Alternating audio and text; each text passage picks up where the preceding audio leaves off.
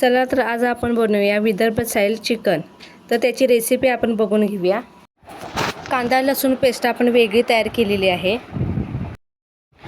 एका पातेल्यामध्ये आपण तेल गरम करायला ठेवलेलं आहे। त्यामध्ये जिरं मोहरी आपण तयार केलेला मसाला घालूया। ते तेल सुटेपर्यंत आपण मसाला भाजायचा आहे। त्यानंतर आपले मसाले त्यामध्ये ॲड करूया।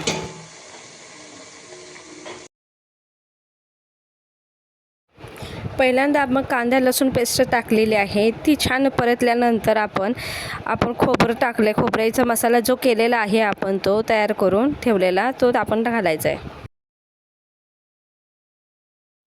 तर आता आपण इथे सुहानाचा पनीर मसाला आणि मटन मसाला दोन्ही आपण यूज करणार आहोत।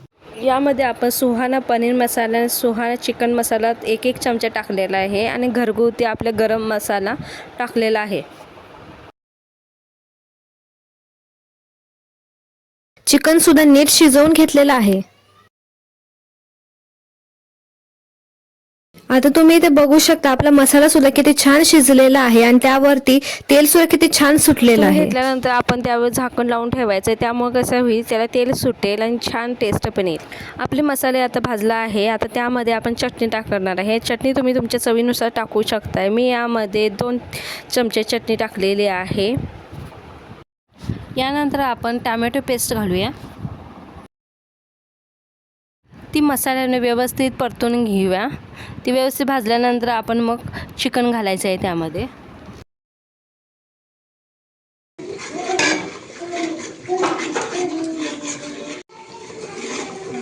यामध्ये आधी आपण पाणी ॲड करूया। त्यानंतर चिकन घालूया। पाणी पूर्ण उकळल्यानंतर आपण चिकन घालणार आहे।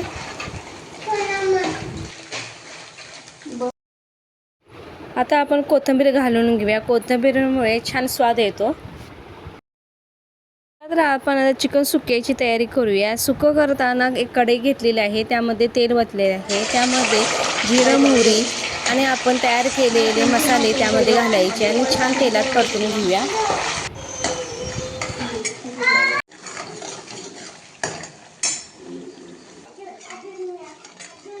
पहिल्यांदा आपण कांदा लसूण पेस्ट घातलेली होती। त्याला आता छान तेल सुटलेलं आहे। त्यानंतर आपण खोबऱ्याची जी पेस्ट केलेली आहे ती आता घालायची आहे। त्यामध्ये आपण खडा मसाला सगळे ॲड केलेले आहेत। ते छान तेलामध्ये परतून घेत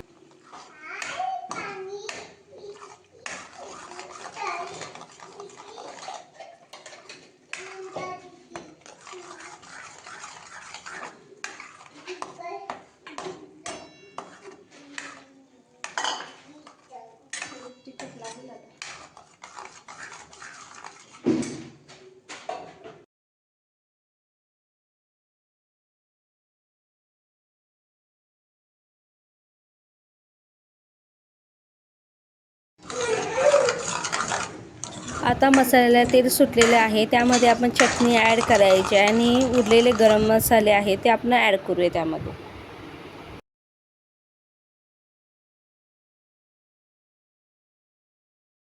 आपण आता मसाला तेल सुटेपर्यंत ठेवायचा आहे।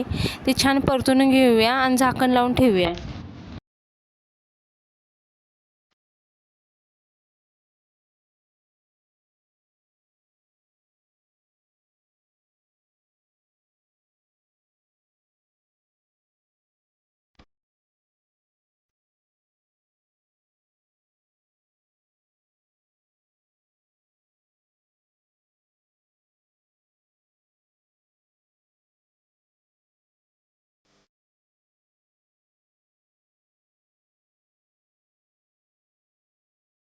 बघू शकताय तुम्ही आपल्या मसाल्याला तेल सुटलेलं आहे। आता इथून पुढे आपण चिकन घालायचं आहे।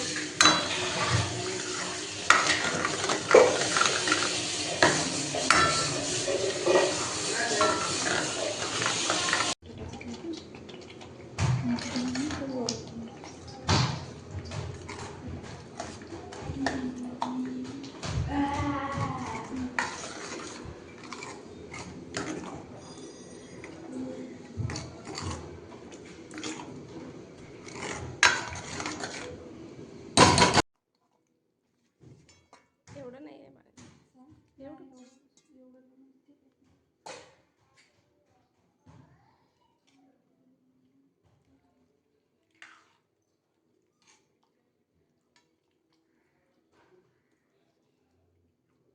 थोडी ग्रेव्ही ठेवतेच नाही त्यात, होय ना? हां, मग तेवढं पाहिजेलच की. आता याला पण याच्यात टाकली, याला पण अजून पाणी सुटते. हां, मग आता काय कर, फक्त आता आपलं सुकं तयार आहे. चला तर आपलं चिकन रस्सा आणि चिकन सुके दोन्हीही तयार आहेत. तर आपण सर्व करूया. तुम्हाला ही रेसिपी कशी वाटली ते कमेंट बॉक्समध्ये सांगा. थँक्यू.